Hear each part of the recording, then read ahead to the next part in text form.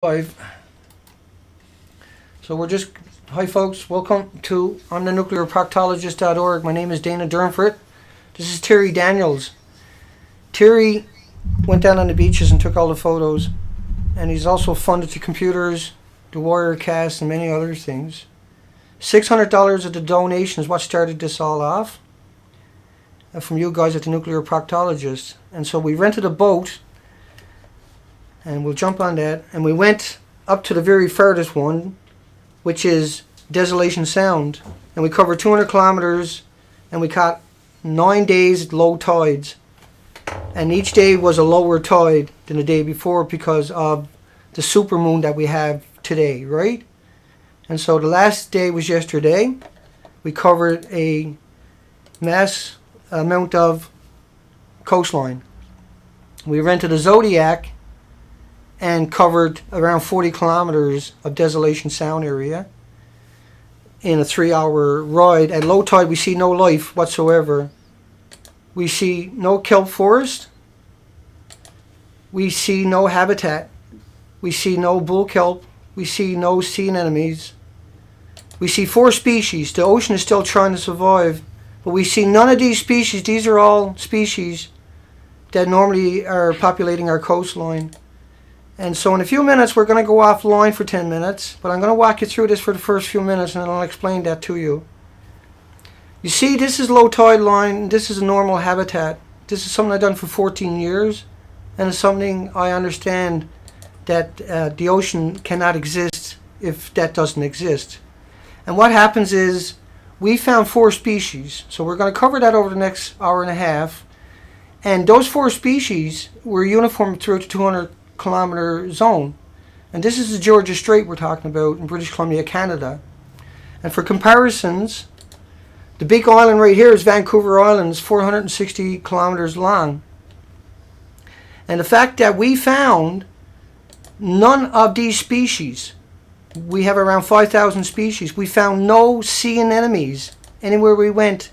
We found only purple starfish. Now this is not a picture of that, but this is what it looks like in the nature. Now look at all the kelp and the algae. Kelp is algae. There's 600 species of it. All of those were missing except for 2. This was known as common kelp, also known as kelp weed. It's like popcorn. And the other one is a cabbage kelp. None of these that you see in the picture here were found in 200 kilometers. We're talking about a total annihilation of sea anemones. Now here's a good example of what I saw every day. We see no crows on the beaches, no eagles. We see no insects on the highways and on the beaches. So, knowing all of that, and it doesn't stop there, we see no whelks. We see no sand dollars. We see no snails, the indigenous populated snails. And like once again, that was the picture of the whelks. But most importantly, at the low tide line, we don't see the sea anemones, and they usually attach to everything. And this is what I'm used to seeing my whole life as a commercial diver. So knowing what you know right now, and knowing that we cover 200 kilometers of coastline, knowing that there's 182 of you watching this right now, we're going to extend the presentation to 2 hours. We're going to cover around 16 samples and show you the desolation left behind. But we're going to go offline, make a cup of tea, let everybody settle down, and contact people. Phone up your TV stations, phone up your radio stations. And they might not get online right now, and they might. But they might put us up on websites. They might feature us. We need alternative media to feature this video. And as I explain this to you, I want you to understand that the ocean is still trying, but it can't survive if we don't stop the Fukushima. Even if it's still trying, it doesn't matter if we don't try to stop Fukushima, which is the moral, ethical thing to do. Because we have wiped out around 5,600 species in the low tidal, intertidal areas. You'll find links below to the government sites. So we're going to go off for 10 minutes. We want you to go out and spam for at least 5 of those minutes. Get yourself a cup of tea like we're doing. We're going to come back here and do the presentation. And remember this, there's 4,300 peer-reviewed academic studies every day. If we'd done every single day 4,300 studies, at the end of the week we would all feel a lot better. We had 4,300 studies on water, how to purify it. We had 4,300 studies on how to deal with it. We had 4,300 studies the next day, dedicated universities, institutions, professors, where we would have hope. And that's what we're going to have to take back, right? They have abrogated their responsibilities and hid it away from you. And that's not going to work no more. And what you're going to do now is you're going to go out there, you're going to contact radio stations in your community, mayors, doctors, lawyers, anybody you know with any influence whatsoever, any kind of common sense and sensibility, even if they've never seen the ocean before, it is incumbent upon you to try to bring them here.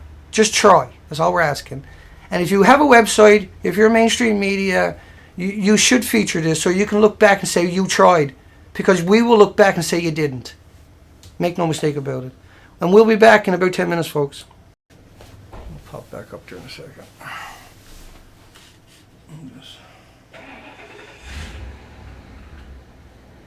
Just hit the refresh. It should be streaming. It'll quiet down here in a second. I'm just waiting for the stream to pop back up on the other screen, and we'll get started. We're going to go through. I'm just waiting to make sure I show up. I'll refresh that page. Make sure everything is working for you guys. That's reactors just pulled out. And should show up here any minute. We took a 10-minute break here so people can call up people. And I'm just waiting for anybody to recognize us to say, yeah, you're back. Okay, we're back. By the looks of it. Double check. That's reactors just pulled out. Yeah, okay, here we go again. If you're having a problem with the stream, we're streaming at 1280 and 720. And so lower your quality a bit and your computer will work a bit better if you don't have a dedicated graphic card. Just a quick synopsis and retake on what we covered in the first couple of minutes while we're waiting for people to come back. Is me and Terry, we covered a roughly 200 kilometer stretch of the Strait of Georgia. And what we were looking for was the indigenous marine life. We took samples along the coastline for 200 kilometers over 9 low tide periods, and we found no life outside of 4 species. We found no bull kelp anywhere. We found none of the vegetation. We certainly found none of the sea anemones, which is the green you're seeing over there. We found no sun starfish. We found none of all the, you see those stalks? They should show up on all the rocks on the low tide, and those sea anemones should too. This is a typical scenery. These tidal pools should be full of life. And around the rocks up close it would look like that. Totally full of life. And the dried up sacks you see, they're the big sea anemones. And when they flower, and you'll see them at the low tide line everywhere you go in British Columbia. And when they flower, they'll flower up. You'll see them a lot of the times looking like that. But underwater, once the water goes around them, these little sacks will expand up. But they're very visible at the low tide line. And so we'll move ahead. And here's some brightly colored ones that are typical of tidal pools along the coastline at low tide. We covered 9 days of low tide, the lowest tide each day. And this is the Wild West Coast. And so we're going to need to investigate all of that. Once again, there was no snails. There was no whelks. There was no other type of starfish, only the purple starfish. On the shorelines, there was no sea anemones. There was no mass populations of anything. In 200 kilometers, we could have took everything in a wheelbarrow in total that we seen. There was none of the normal tidal areas. There was nothing there in any place we went, in any of the pictures we took. There's over 600 species of algae, and there's, I think, 94 species of sponges. None of the sponges were there.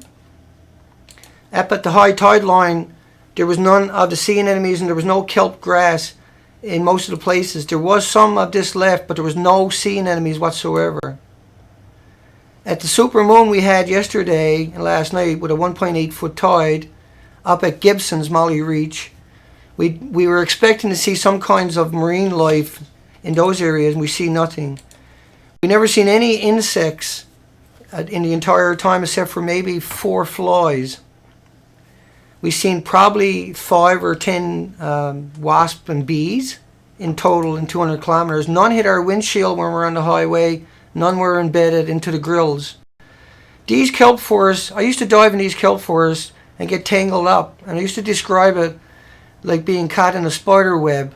And I would take the regulator in my mouth and chew through the kelp to free myself up. And that's not a joke. I used to spend 6 hours a day. And so I'm intimately, I have an intimate knowledge of the ocean year after year, 315 days a year, up to 6 hours a day on the ocean floor. I consider myself a connoisseur of Mother Nature. And these are familiar sights to me. And at low tide, I expect to see these. In 200 kilometers, we never seen any of these. The fact that we never seen any of the kelp forest, the bull kelp forest, which grows up to 60 feet in British Columbia, in a 40-kilometer boat ride on the shoreline through Desolation Sound, we've seen a few strands of bull kelp. It's like the ocean is still hanging on to 4 species, and we'll run through some more pictures. These are typical. You should see these sea anemones, these white ones, on every wharf and every rock, even if there's nothing in the bay. And if not, the very next bay should be completely loaded like you're seeing here now, where it seems like there's too much. Well, the entire coast is missing them.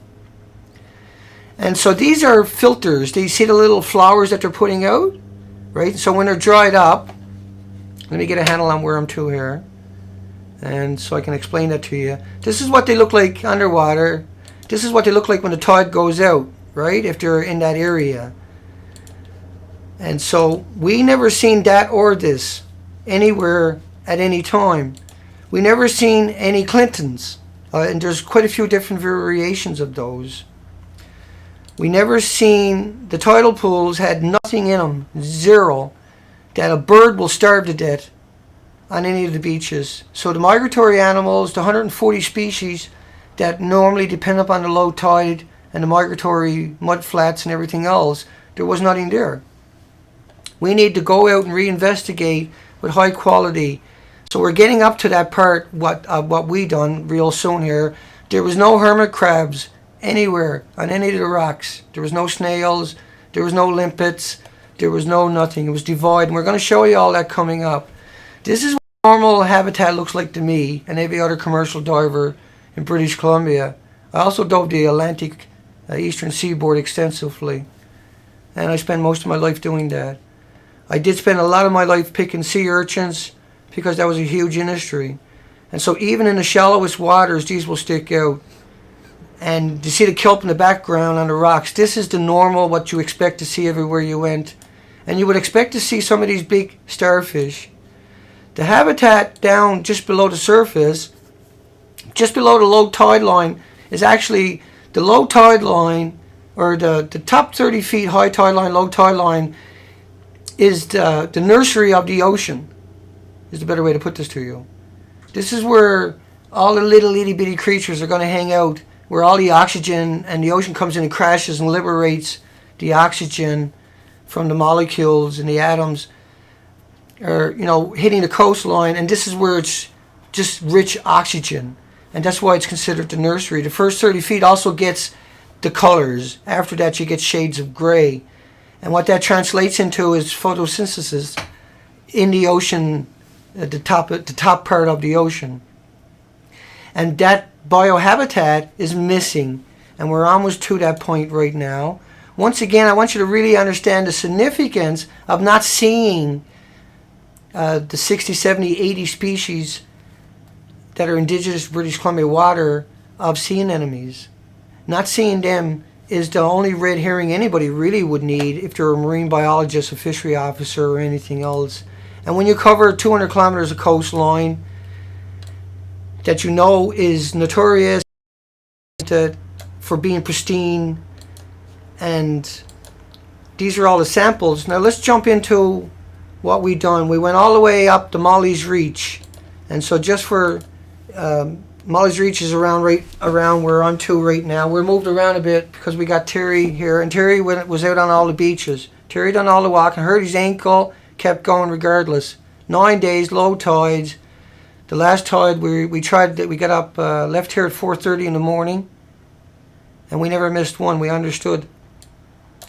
Here's another shot of me on groups at Wakefield Beach, and we're coming to all of that now. And so let's get started, folks. Now this is outside of Lund. This is about 2 kilometers south of Lund, and that's this side, south of Vancouver side of Desolation Sound. And let me bring you back that chart so I can give you some context. So I gotta pull my hand back. At the top up there is Desolation Sound. And so when you come back, I can't reach up there because my fingers will disappear. But you can see a name up there. It says, I can't even read it. But the top of that island, basically, on the shoreline, is the sample. And I know this is rushed and everything because we got so much to get through. But we're gonna start there with this show, and we're gonna show you what the beaches starts to look like. And when you come up close, you see no whelks, you see no snails. You see no limpets, you see no sea anemones, and you barely see any vegetation. There is only 4 types of vegetation, or 2 types of vegetation. Algae was the popcorn kelp, also known as kelp weed, and we'll give you some really good close-ups of that here in a few moments. And we'll just wait till we get to that point, I guess is better.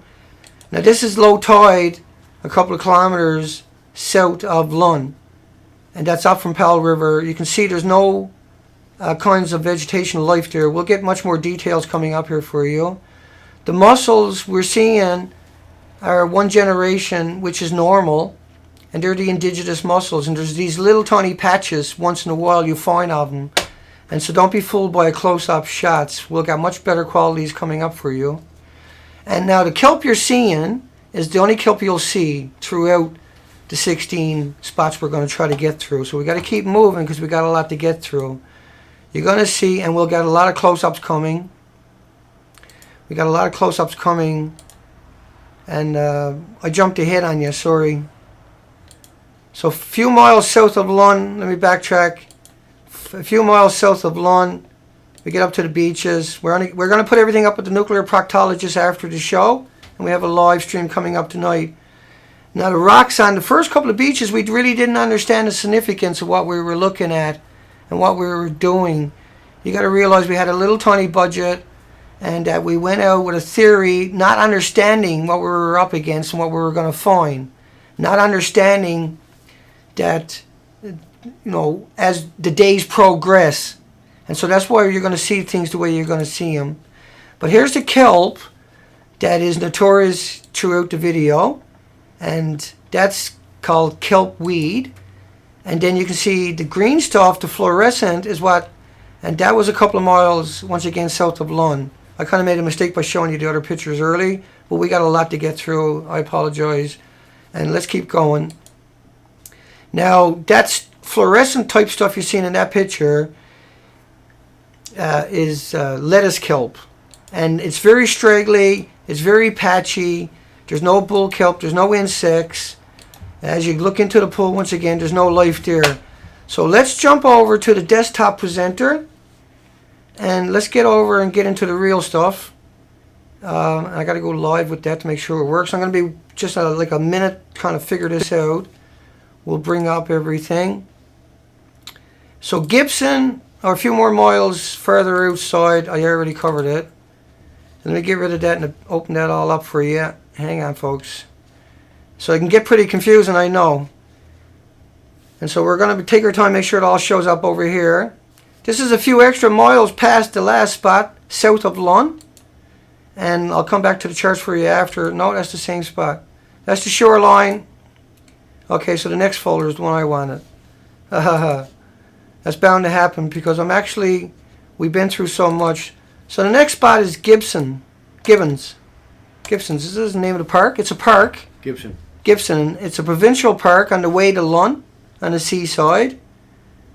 And These shells, most of these are dead.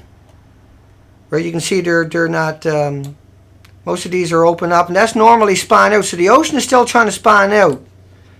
Now you can see the two types of kelp we're talking about, and the pictures will get much better as the moments go on here, folks. But we got what we got because we had a tiny budget to work with, but we did do really good. We went and got a stand after these pictures, and so this was a couple of miles. Everything we walked, Terry walked through, every pictures, because we can't show you everything, but we're going to put everything up on the site. And this is just what I was going to try to show you. And we'll run through these people. This is Wellington Beach. This is Powell River. So this affects a lot of people. So it's quite devastating. All of this is very devastating because it affects everybody on the planet. But it personally affects me because this is where I live. And so the bull kelp, once again, and the fluorescent kelp is dominating. There was no life there. This is a park. At the top of the picture, you can see a limpet. There's a limpet there. And there's a starfish. You can't see him, but there's one starfish there. Once again, right along the wharfing area where it was normally tons of life, there was no life. And that was Wellington Beach in Powell River. So we'll get up to the good stuff. Brew Bay is down the road. Now, Brew Bay had no life whatsoever except for 4 species. It had, and I don't know if there was any purple starfish here. There was only 1 or 2 at the other places, but we got so much to get through. We'll get some high quality coming up here, some higher quality, and we're going through a lot of pictures today. And you can see what I mean by patches, just little patches of mussels, nothing else. No insects, no sand fleas, no flies, no crows, no indigenous wildlife whatsoever. There was no activity on the ocean. All the birds were missing. All the bull kelp is missing. You can see some of the barnacles are hanging on. Most of it is dead. There is now. What's important is you see that twine on the mussel. That is missing from most of the mussels. But in this place, at least we were finding that. And we got to keep going. I don't know how many pictures I got here. I'll flash through the pictures, but everything is going to go up on nuclearproctologist.org. Once again, all we find is mussels. All we find is nothing. Devoid of all life, devoid of all habitat, devoid of the indigenous species that we expect to see. That kelp you're seeing there is not even healthy, but it's still trying. It's still showing up. It's just single generations of anything that we see. It's obvious to me that this happened quite a while back, that this was an extinction event. In the sake of everything on the shoreline was wiped out in a short period of time. And so the disposition would have came over from Japan because it was 3 melter reactors. And so that came over and it continued to come over. And so that continued to wash out to the coastlines. And we get heavy rains in British Columbia. It's total desolation. We don't see any recent dead life. We don't see any carcasses. We didn't see any kind of anything clinging to a rock that didn't look like it was trying to fall off the rock. Dead. Oh, and now that picture back there, you can see there's some oysters. Oysters? I can't even pronounce it. Oysters. Yeah. Oysters. There is some oysters right there, folks. And you can see some mussels are hanging on. Some of the bigger mussels, they were unusual. We didn't see them anywhere else. And the name of this place was... That's in Gibson's. No, that was... hang on, I'll get the folder up. That was Brew Bay Road. Oh, yes. Brew Bay Road. But the Pylands never had no sea anemones, no starfish, no kind of life. It just had the same thing everywhere you went. Everything was devoid of life. There was no whelks, no snails. There was no limpets. There was none of the normal indigenous critters that I'm used to seeing my whole life on the ocean. So we'll switch off that and keep going. And we've got lots here. As we go further down the road, we look harder. That's a little bit further down the road. That's another popular beach I usually go to. And I didn't clue in like everybody else until the last 9 days when it really struck home for me in the boat ride. That's where we clued in. And you can see it's totally devoid. And if you don't know what that looks like, we'll run back to the Wirecast for a second. And we'll show you what some of that life should look like. On the shorelines, you would expect to see at low tide lots of these little types. There's all types of these snails. They are very dominant. In the tidal pools, you would expect to see a very rich and vibrant. You would expect to see all kinds of sand dollars. You would expect to see all kinds of starfish, all kinds of sea anemones, and you would expect to see them hanging off the rocks in large groups. Let's keep going. We'll go live back to the desktop presenter. Let's roll through another bunch of these. This was a few miles down the road. These are all pristine places in between parks. And we got a lot of parks we're going to cover. Public parks here right along for 200 kilometers. And that's what Desolation Sound is all like this. No different whatsoever. And we got videos of that. We'll be posting that up on Beautiful Girl by Dana. I can't put that up on the Nuclear Proctologist, but I will link to over from there two of those videos on the same site you're probably watching this on, or linked over. And as you can see, we work with a $300 camera, and we work with a $300 boat ride, and everything else came out of Terry's pockets, literally and figuratively, including food and fuel, transportation. And we're not saying nothing, we're just letting you know the budget we had so you can understand the quality and the things that we've done in more context. But the enormity of it is what drove us. We wanted to find life so we can say, instead of there's a total extinction, that there's serious life still living and we need to do something immediately, because we know how big of a range it was. Each day it became more surreal to get up in the morning. It became more surreal to drive down to these beaches. Now, this kelp, really good shots, Terry. You've done a good job on that. I left you out of the conversation up to now.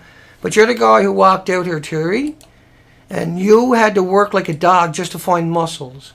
You had to work like a dog just to get pictures of a couple of starfish that will be coming up here. And there's a seagull here coming up in this picture. We'll jump ahead to that picture. And it'll look a bit funny to people right here. Where's that seagull to? Is he in this picture? Yeah, here he is. He's out there by himself, and he's surrounded by 4 species. There's no other species, no insects, there's no marine life. This is prestigious areas. These are gorgeous, absolutely unimaginable, gorgeous area. And I thought it was striking, utterly striking, this picture right here. This picture right here where he just looks at the water. To me, that really symbolized everything I've seen in any bird that I had saw in 9 days. And there wasn't very many of them. We can put all the birds we saw, all the mussels we saw, all the starfish we saw, in 200 kilometers for sure, in the back of a pickup truck. Most likely in a wheelbarrow. And it's really something shocking. Yesterday we hardly talked on the way home from the end. And let me explain something to you. What you're seeing here, there should be insects. There should be entire communities just right there in that little tiny spot, just in a 5-foot patch. You shouldn't be able to count the different life there without spending a whole lot of time there. And there's zero. It's zero. The rocks are naked. Right around the tidal pools, there's nothing gripping onto them. Little tiny things are trying to hang on. But Fukushima is not going to allow that to last.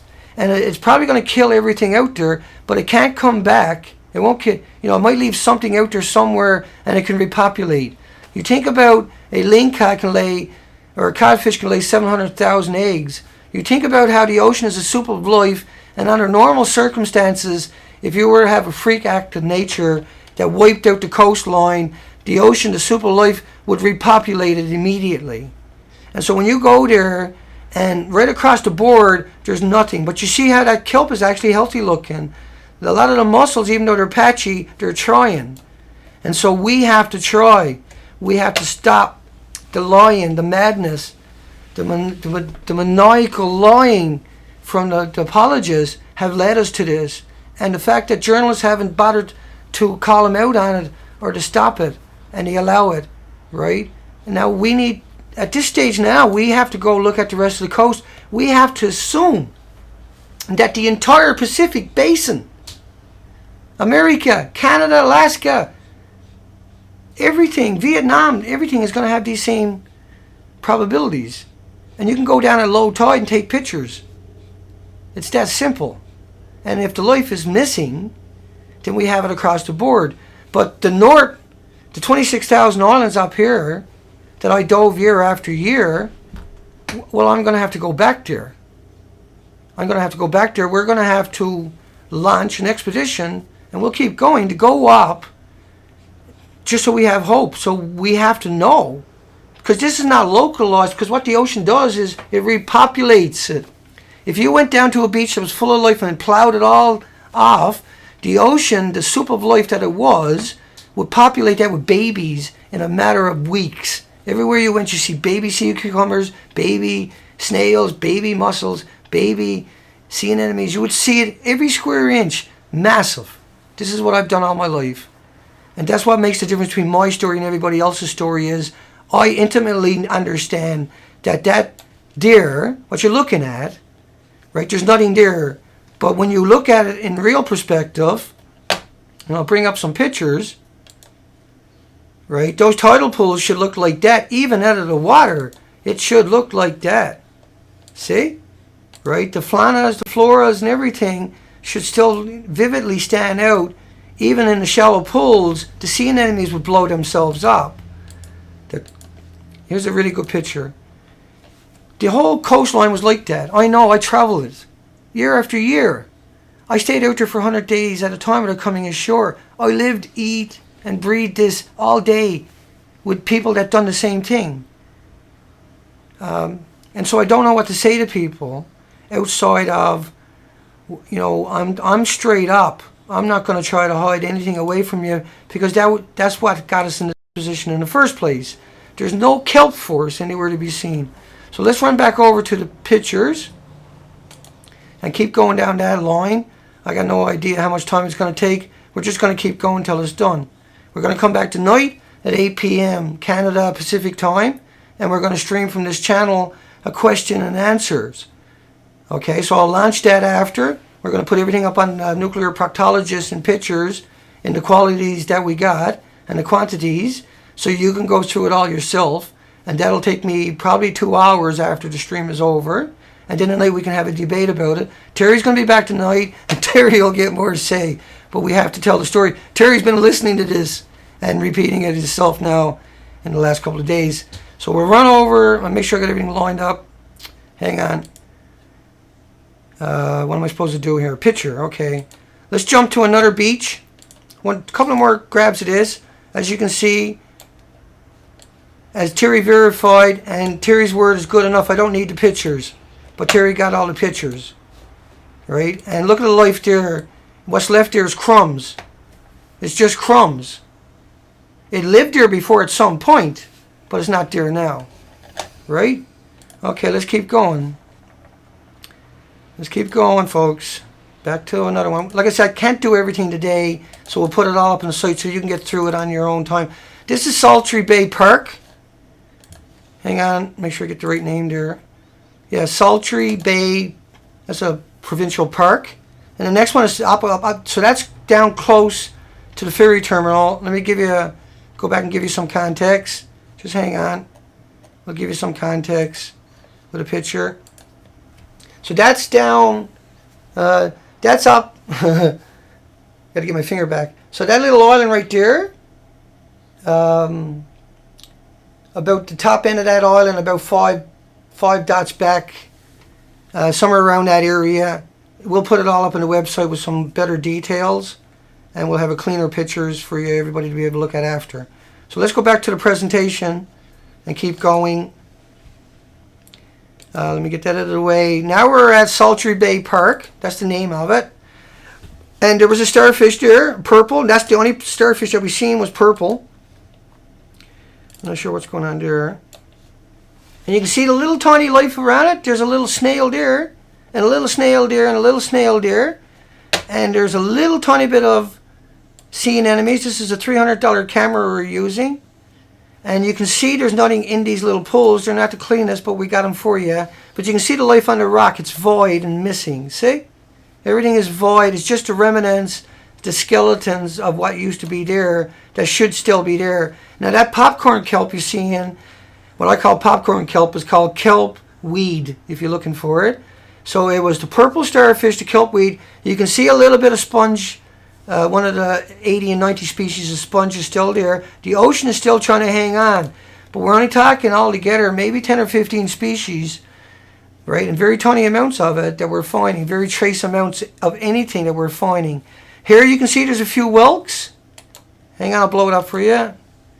And I kind of lost the scroll. We'll drag it up. Hang on, folks. Right, we got a couple of whelks. That is such a rare picture. Those whelks are very, very rare.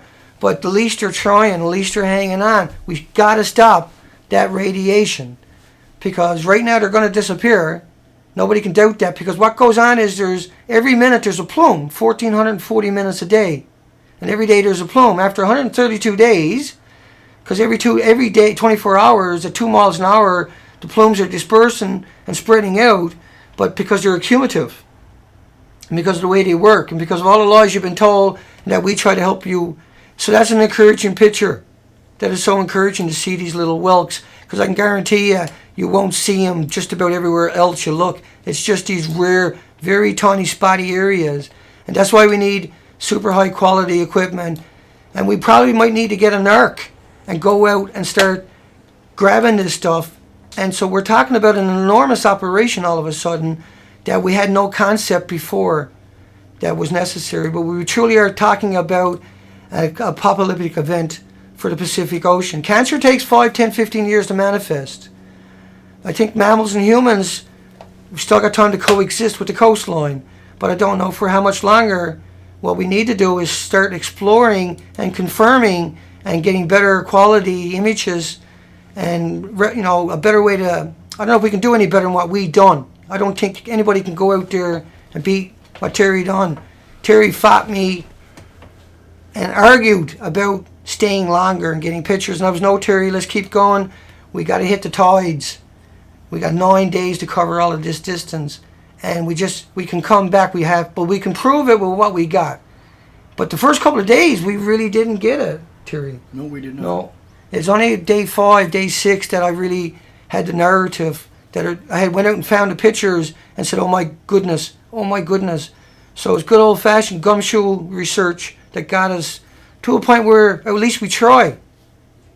Right? At least we try. But the devastation and the amount of people and industries and families and individuals that are affected and impacted hasn't lost me. We need to find out more. And we need to know more. And we hate to think that this is what it is, what we see, but we understand that the coastline populates itself instantly. And the fact that we don't find a population, even tiny bits of it, just a select few. In total, I think we'll come across about 10 species, and that'll include birds. We've never seen any crows. Well, I think we might have seen one crow, Terry. Now that I think of it, I think we got a picture actually in the background with a crow. There's a couple of crows, not many. Yeah, it was so rare. Well, I've never seen any eagles on any beaches. I've never seen anything eating on any beaches. I've never seen any insects. All we seen was this, and this is a good example here. And you can see, right, the kelp, that's known as a kelp weed, is right there. And you can see the kelp is trying to hang on. It looks like, it's just so spotty. We'll keep going through these pictures. We'll move on to the next spot here in a moment. Another close-up shot for you. It's definitive. Oh yeah, there's that sea whelk. Look at him. Yeah, I remember him. Right? He's so unusual. I think that might be one there. And once again, we're not finished with what we're doing, but we had the 9 days of low tide to the lowest tide. Each day was lower, so we were able to learn more and get more put together for us. And once again, it's all just the kelp weed and the deadness. It's just a wasteland. Let me go back to once again and remind anybody that might be joining us what is actually going on and missing from the equation. Most of it's gone. It's gone, look. Most of it's gone. None of that, and all of that is British Columbia's coastline. This is what they say, go down and look for. You'll find it, find a tide pool, and you'll see it anywhere. We went 200 kilometers. We went 9 days, the lowest tide each day, and this is what we found. Now, I know people are going to say, Dana, it's too depressing, and I can't deal with it. And don't you dare say that to yourself. Don't you dare think that way. Don't you dare fall for that. You are power, and you need to exert that power and understanding on yourself and upon people around you, because what we're doing is we're empowering you. This is Salty Bay Provincial Campground, because they can no longer say, you guys are crazy, it doesn't impact anything. You guys will say it's the most, I know what you'll say, because I know what you're feeling. And you have to compose yourself and think that you came this far, you brought us to this level, and you have to go and think about that. We got to try, because it's still trying, right? The nuclear industry is toast. You know, they got a guilty conscience at this stage when they catch this, when they find out about this. And like everything else don't matter anymore. Wars don't matter anymore. The divide, the race, the religion, you know, it doesn't matter anymore, right? Your wealth doesn't matter to you anymore. You can trust me on that. Your assets are worthless unless you try and resolve what we got. We have to try to move on. There's 4,300 peer-reviewed academic studies every day. Don't you dare tell yourself that there's nothing we can do. Don't do that. Because we can if we decide we're going to. And we're not asking, we're telling them. We're taking it back. That's the way it's going to be. We gave you every opportunity and all the equipment, everything you ever needed in the system out there to guard us against this, and you failed us. You abrogated every responsibility you've ever had. We let you get away with it, and so we blame ourselves. But now we're here, and now we got you, and now there's no turning back, and now you have to join us, or we're going to get rid of you and move on. Never too late. It's not too late. We don't give up. That's what we're known for. But what you're seeing is the ocean is not giving up either. And you better not. You better hang in tight. And I know this is the shock. This is the nightmare. This is the broken dreams and the heartaches. But this is not the end of us. And it goes on, right? We go on. But we go on now that we take back control. We take back authority. And we have the distrust, unfortunately, and rightly so, that they have earned. They have their checks and balances, if they exist any longer, will be scrutinized beyond imagination from here on out till the end of time. We can name the starfish now. You can name the starfish on the beaches and remember the names, yeah? Right? You can really do it. And you can see little patches in nooks and crannies of stuff trying to survive. And if I show you everything I got here, that is all you're going to see on every beach, in every document of everywhere we went. It was this cabbage kelp, barely hanging on anywhere. It was rags and nothing else. No habitat. There was no insects. There was no life. There was nothing there to sustain life. There was nothing there for wolves or raccoons that or picture birds. there was just a stick that had a bunch of the mussels. And that stick washed in. And so, a big area. And that was a big stick, right? Yeah. So let's move on to another part of these provincial parks. This is further down the coast. Remember, these are provincial parks. Right, that's Salty Bay. I got to jump ahead one. This is taken. Hang on, folks. We got a lot to get through yet. Salty Bay Provincial Park Campground. I missed that one, did I? I think so. Yeah, we jumped past the campground because that was the next one. This is the Salty Bay before you get down to the ferry. It's very protected. It's very pristine country. The nearest community to it, right, there's a couple of little tiny outports with 50 people or something like that. The nearest communities are, 20 kilometers away to habitable communities. This is a very pristine area, naked, just like the 200 kilometers of coastline that we covered, completely and utterly naked, devoid of everything, everywhere we went. Look at the whelks, eh? At least they're trying. At least we got some. At least we found a few. There's nothing else in these tide pools, and we all know what lives in a tide pool. I'll go back to those pictures, but I thought that was really poignant. Look at them. There's a couple of those little black ones. They're trying, folks. They're trying to hang on. Right? We have one opportunity, and I can trust you, this is the end of the opportunities that we have. This is the end of that opportunity. We grab that now. We seize that moment now, when we have the ability and we have the righteousness to do it and to bring it all back. We don't know if we can ever bring back the ocean, but we're in a position to try. Review academic studies every day. We're not going down without a fight. They have to go and hide. They have to go and bury their heads in shame. Everybody in the nuclear industry has to hang their head in shame. They can't look anybody, including their own loved ones in the family, after today. We won the battle, but now we have to control it. Now we have to make sure we keep it. the fight is not going to be hard. The resistance is not going to be many, right? That we have taken the wind out of their sails and our sails, unfortunately, at the one time. But we have this opportunity now, and that's what we're doing, right? We're coming out. We're not coming out like an army. We're coming out with the common sense that we can talk to their families, we can talk to their children, we can talk to their mothers and their daughters. We can bludgeon them that way, right? We can go after them, and we will, and we have, and we are going to, because that is just the way it'll be. Because people will snap if they don't get this narrative. That's why this narrative is so important. This narrative, by the end of it, you got that picture. I don't need to exist anymore, in the context of you can do it all on your own at that stage. But I will go. We covered 9,000 headlines on this site of nuclear industry. And trust me, they're not going to get one over on me. And I'm making sure it's not going to happen to you. Okay, let's jump to another set of pictures. Was there anything interesting there I forgot? Terry, that was the one with the... Okay, we'll jump out of it. There's, like you say, nothing anywhere we go. We still got 7 more in this file here to get through. So let's keep running. Sultry Bay Ferry Terminal. So this was important. So I'll come back to another picture so you can understand why the ferry terminals and everything are important to me in particular. And you should see that on the coastline, see? And on the ferry terminals, on the legs of it, they should be sticking out underwater and hanging off the water at the surface, because that is the norm. Everybody who ever took these ferries can now go and look at the pictures they took, because that's where most people get their pictures, and they would have got pictures. Anybody over the years, and everybody in the academic community and the scientific community knows what I'm telling them is true. Nobody can argue with me.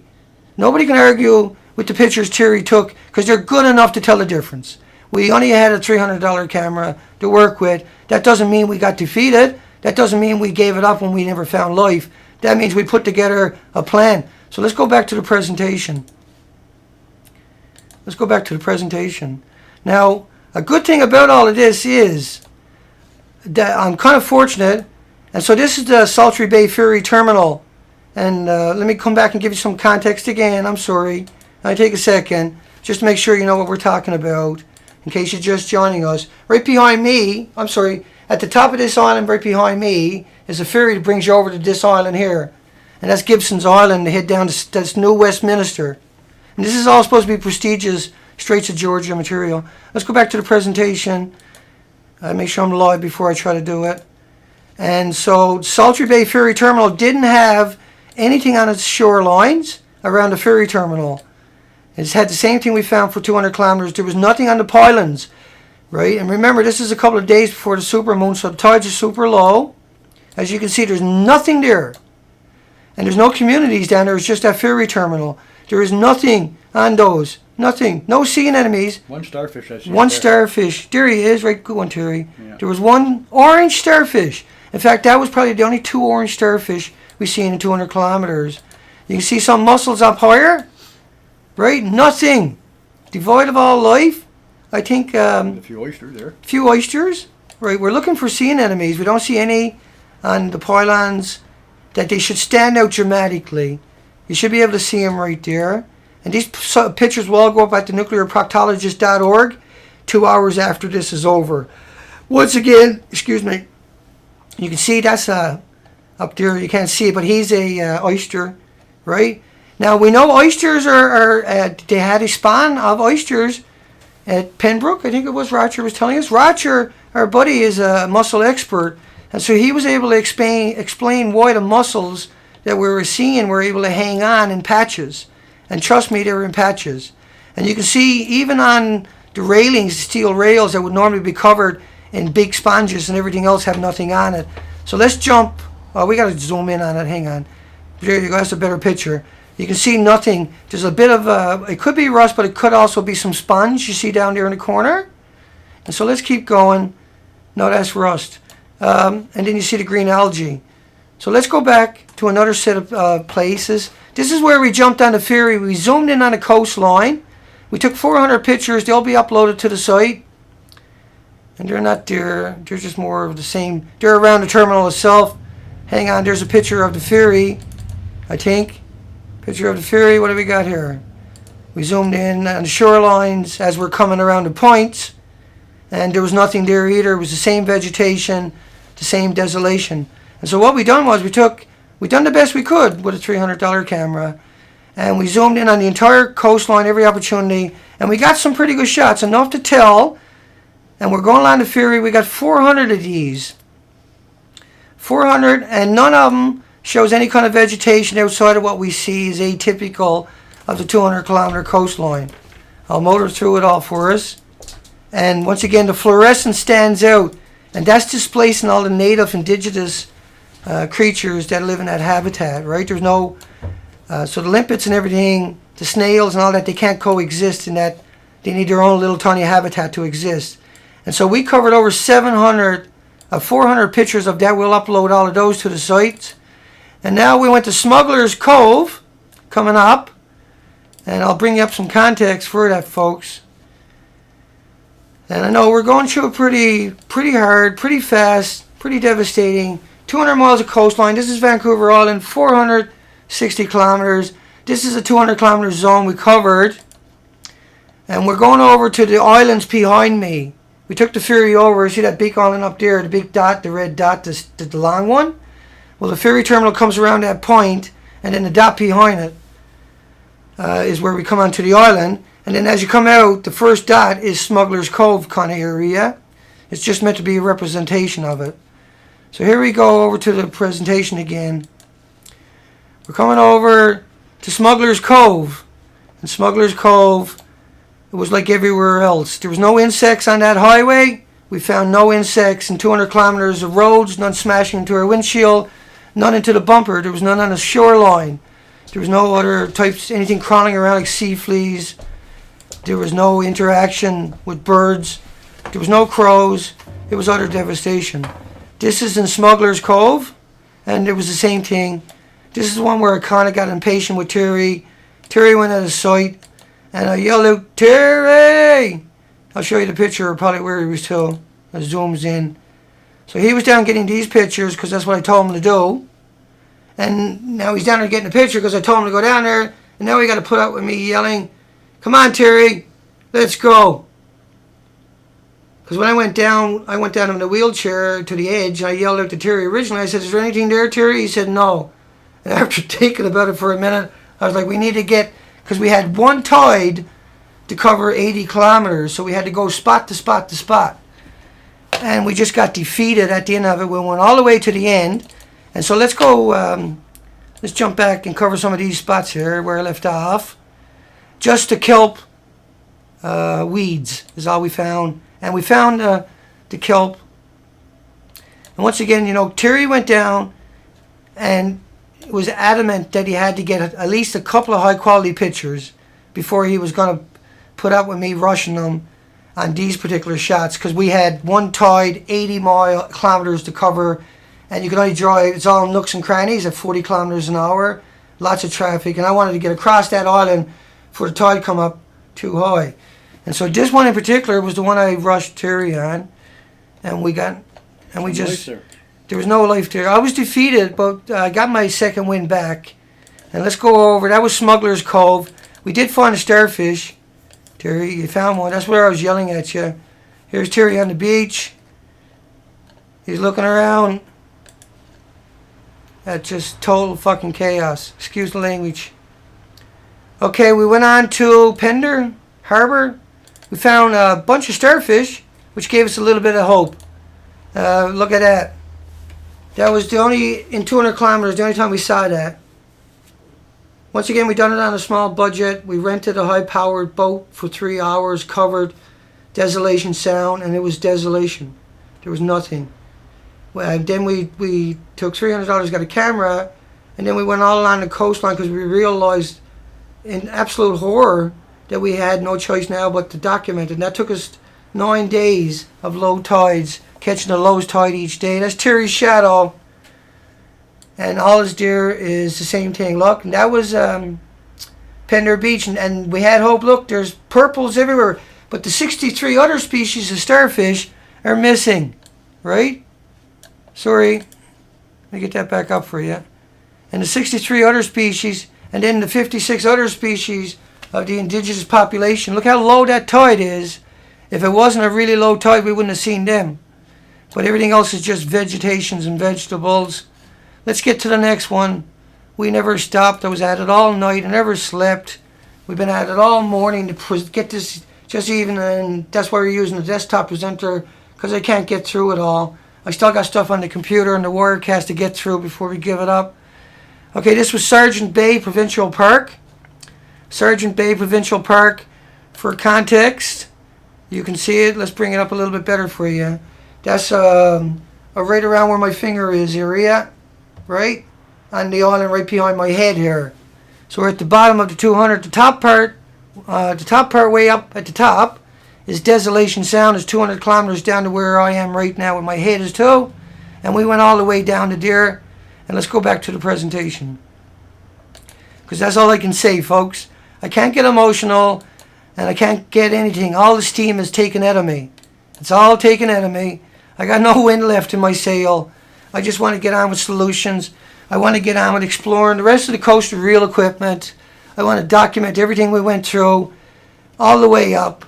And then I want to assume that the rest of the country, I'm going to hope, that's all I got, is that we can stop the reactors, and at least it might come back. But if we don't stop it, if we don't stop Fukushima, there is no hope for that. 50% of the oxygen, the biggest ocean on the planet, 200 miles of pristine, 200 kilometers pristine coastline. It all looks the same. It has nothing. It has the kelp, it has the cabbage kelp, the kelp weed, the purple urchin, and what's the other one? I can't even remember. I haven't shut up. Here we go. Keep going anyway. Here's your kelp. It's very patchy, very tiny. No matter what we found in 200 kilometers, we could have fitted it all in the back of a pickup truck, when you shouldn't be able to fit it in 1,000 transport trucks, 1,000,000 transport trucks. You got to remember that low tide area is the nursery of the ocean, and the ocean is broken, and that's why it didn't repopulate. Right? It's as simple as that. The links below are to all the government websites. It's not even trying, and it all got wiped out at the one time. It all got devastated at the one time. Everything is naked. There's 4 species left. There's the snails, the kelp weeds, the green kelp, which is kelp cabbage, I believe, and then the mussels, the indigenous, one type of mussel only, nothing else. 63 species, starfish missing, 90 species of sponges missing, some of them showing up in little bits, like that rock up here. Can you see that there? That rock right there. There's little sponging going on there. There's some on that. See, there are these patches. The ocean is still trying. It's still trying. But because these plumes are going into the ocean and they hid it from us, and they're sending the homeless in there to stop it, and they're not even trying. They're dumping it into the ocean today and yesterday and the day before, because they know what we're doing. They want to get it all, dump it all off the site before the opposition says, you got to take your money and do something ethical. They're saying, to hell with you. They're dumping it into the ocean. They know what's going on. They know all of this is missing. We're just finding out. And to me, we got to go the rest of the way. We just can't stop here. All these pictures will show up on the nuclearproctologist.org. I don't care. I'm going to go every day because I got no choice now. All my hopes and dreams and my, are long gone, same as Terry's. And this kelp weed is just one generation. That's all you're seeing. You're not seeing old generations. Look at these purple starfish. That's all you're going to see. You're not going to see another type of starfish. Let's hope they survive. And if they don't, so if those 4 species go, there's nothing else. That's why there's no crows. That's why there's no insects. That's why there's not enough deer to feed anything unless they want to live on 4 pieces of food, when they should be living on 5,000 opportunities and 600 types of algae. And all we see is 4, up to 10, if you count the little tiny itty bitties, and we do, because that's all we got to go on. Let's go to our next spot. You can see it. The kelp is still healthy, but all the other kelps, all the bull kelp, that is normal and typical and atypical of the entire coastline. And let me reinforce that for you, because I dove in this all the time, every day, day in, 315 days a year. This is what I understand. And this is habitats where birds will dive underneath it and feed on the kelp stalks where all the creatures will live. And this is what I'm used to. 6 hours a day, right by myself on the ocean floor working. This is what I understand. And what's missing is something I'm very intimate with. And that's why we're doing what we're doing today. And that's why we're begging you. That's why I begged you at the beginning of the video to contact people that have influence and status and TV stations. Somebody there must have some moral or ethical. Somebody must be able. I know that you would rather have some institution come out and tell the story. I know all of that. I get all of that. They're liars. But that no one will trust you again. You have to tell our story. That is the issue. And I don't like it any more than you do. Trust me. I don't want to be sitting here. I don't want to be known as this guy today. I really don't. And Terry is not sitting here but he's sitting here because he understands you need something, right, to understand that it's not me, right, that we went out together and this is our story. There's no bullshit. And that ocean does not look anywhere, at any places. It resembles nothing like what we're seeing 3.5 years ago. It was like that 3.5 years ago. Every spot that I showed you was like that 3.5 years ago. Every single spot. And they got wiped, all of them got wiped out to one time. And that accounts for the lack of whelk, shells, and mollusks.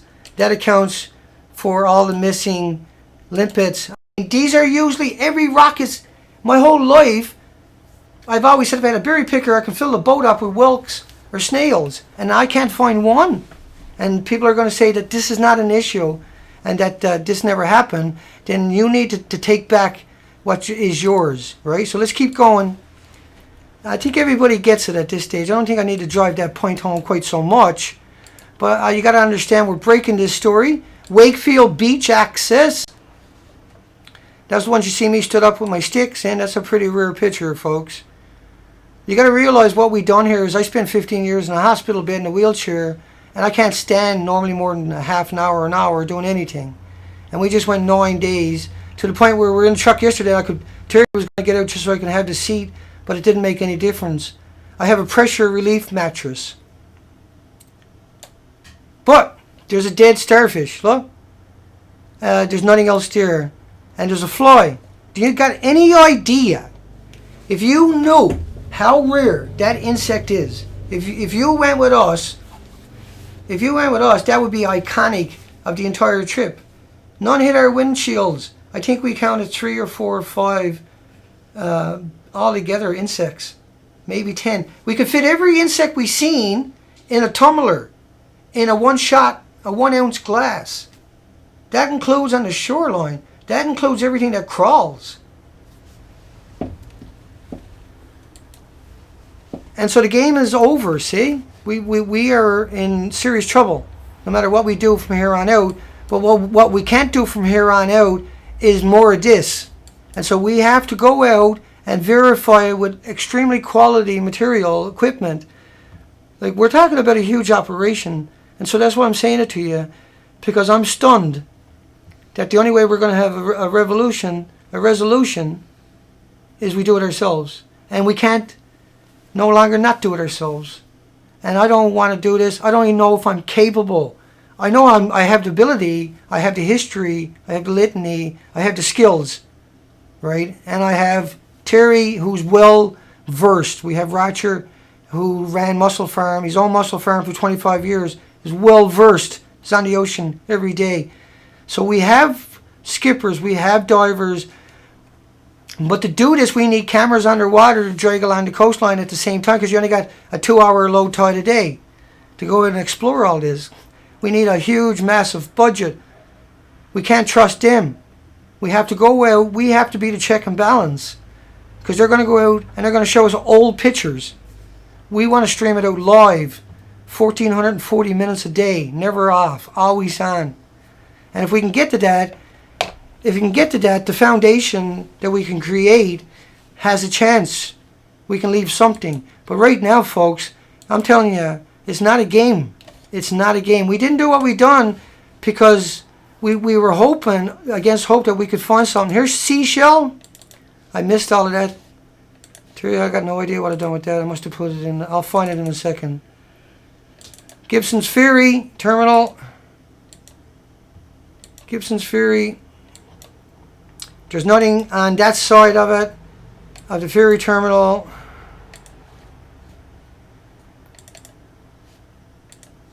I got no idea. That's it there, is it? Yeah, that's it. Yeah, it was on defense. That's the one in defense. Okay, just make sure I was on the right one. It's not very good.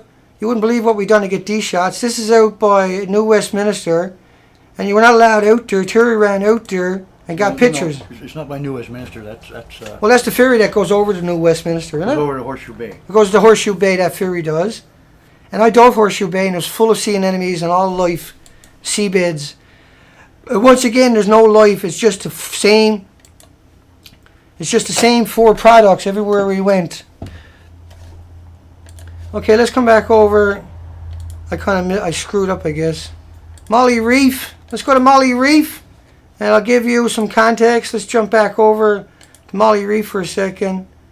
Molly Reef would be right alongside of my thumb, right? And that's where it's a very famous spot. That whole coastline is full of $500,000 homes. It's very prestigious. It's a very luxury area, and there was zero life there. So let's go back and look at Molly Reach.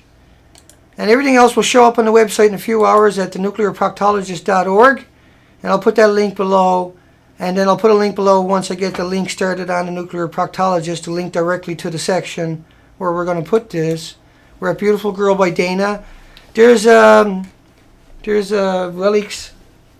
That's one of Relix's boat, wasn't it? Is that what that was? I think it's part of it. I see Original Punisher mentioned last night. He was in the boat and got pictures. Right? He went and got that. I can't even pronounce it. So that's Molly Reach. It's very iconic. It's a very well-known place. It's a very wealthy area. And like some of these places, I'm not surprised to find much life, right? There's the marina there at Molly. But that's the marina. But we're surprised not to see any sea anemones on these whatsoever, or any life there whatsoever. And so that confirms everything is going to be the same. We took that because it's iconic, and we never bothered. You got to realize we're racing along the coastline, and we're going down all these duds trying to get at beach access. And so we need a boat to go along the whole coastline of Canada and record it with high quality and upload it all the time, preferably live, and at least preferably every few hours. And we need more than one or two people doing it. We need more than one boat. We're talking about 26,000 islands, but we need to make a consensus along the coastline. And right, you can see a few. And we need the truth. A few whelks, a few limpets have survived there, and that's about it, though. And everything else is the green, fluorescent, just very sparse, and the other 5,600 species are all missing. So these are all, underwater at the tides, and you can see there's only two algae there, the green, trying to get a hold there. That's just trying to get a foothold here, and the other one is, I always have a hard time with that, the kelp weed. I have a hard time saying that name. And then here's a crow. That was the crow I was talking about. That was the only crow we seen in 200 miles on a beach. He looks hungry. And he's starving. There's nothing there. There's no insects. Yeah, no kidding. There's nothing there to chew on. I got 5 thumbs, 5 thumbs down. 5 thumbs down for showing you the truth. 5 people out there decided that they were going to turn their back on the entire planet, on everybody and every creature and every human. 5 people done that. That is despicable. Fucking disgusting. That is disgusting. You people should be absolutely ashamed. Absolutely, you should be humiliated. Your family should be humiliated of who you are to do that. 5 thumbs down. And I'm showing you the fact that's backed up. How dare you? How dare you insult me? Do you got any idea the significance of what we've done here? Do you got any idea that everybody else that we paid to do their job had failed you to this point that we had to take $600 and do it ourselves with nothing? And somehow we're the bad people because it's better now than later. Am I wrong? Do we wait until it's completely all gone and then say it's all gone? And by the way, so are you. Is that what we do? We wait. Right now there's no insects on the shoreline. There's no insects on the highway along the shoreline. And I'm not saying this I'm open with you. You can go look yourself. Anybody and everybody, every fishery department along the way, tomorrow can go out and prove me a lawyer. Go and prove me a lawyer. But make sure you put out where you were to, so I can come and prove you that you're actually a lawyer. Because I got everything to lose and nothing to gain by anything I'm doing. I'm doing this because I got no choice, because you won't do your jobs that we paid you to do. How dare you do that to me? How dare you insult this entire planet by doing that? The only chance we got to get this message out. And somehow I'm the bad person. Somehow you have to hold on to something to finish off the rest of the planet? Don't do that to me again, please. It's completely uncalled for. All we're doing is showing you documentation. You can go to any university and you will find out that all of it is well known. That they know all the life that is there, and that everything I'm showing you is correct. And that I have nothing to gain. Let me show it to you. You need to understand that. You need to see it for its reality, and for its simplicity, and for its longevity. That it's been long before we showed up. That was like that. Long before we showed up. Long before we showed up. This was a thriving, and it was up to 3.5 years ago. And it all went extinct in a short period, because it's all missing. There's nothing left there. It's trying to regain. But it can't, because it's still hemorrhaging out. It can't, because we won't try. It can't, because we can't have this debate until the day till we put this out there. And you can't hide from it no more, because anybody can walk down to a beach and look themselves. Right? I mean, isn't that what makes us different today? Is we know it's there. We can go to any institution and they'll say, oh yeah, it's every tidal pool is like that, sir, ma'am. And you say, no, it's not. And what have you done? What have you done to us in order to keep a job and a pension? What have you done to your own children? Now they can't even look you in the face anymore. Your friends, your wives, your parents can't look you in the face anymore without being disgusted. Nobody can look at you anymore without being disgusted, because you knew what you done. You knew what's happened. You know what's going to happen. And you knew that if we didn't come out and try, at some point it'd be too late. And that's why you done what you done. So you can have another paycheck. So you can pretend you're a hero. So you can pretend that you're somebody special. So you can go around and pretend. That's all you done. You hid it from us. And $600 tore that lawyer apart, didn't it? $600 and one person who walked down on the beach and took the picture and took the money out of his own pocket and made it happen. Tonight we're going to come back. Tonight all we're going to talk about is in the conversation section. Tonight we're going to answer continuously, as long as you're asking questions that we don't cover. We're going to cover them for you. And so that we can have a debate after this, after today, right? Because we need to have a debate. We don't need anger. We don't need revenge right now. We need resolve, and we need action. Right? We're going to bring that to you the best we can. You got to understand how humbling it is to be here today and tell you this and show you this and try to even articulate this, and how stressful the last 9 days have been. How utterly unimaginably horrific and apocalyptic every morning has been. And how we celebrated every insect we saw. You have to think about that. We'll see you tonight. It's the best I can do today, folks. Make no mistake, if I had made it last night or this morning, I would have been a lot more angrier, but that's gone from me forever, I would imagine. I don't have it in me anymore. I just don't have it in me. But we will be back tonight. We'll talk rational. We'll talk sense. We'll do the best we can. And that's what we got to do. That's our obligation, right? We're at the low tide line has always looked like that, long before we existed. And we need to do the best we can. We got to try. And so tonight, let's talk about that. And Pacific Canada time, we'll be sitting here, we'll be reading the comments, and that's all we're going to respond to. We'll be able to bring up the desktop presenter, bring up Google, and show you and articulate anything that we can.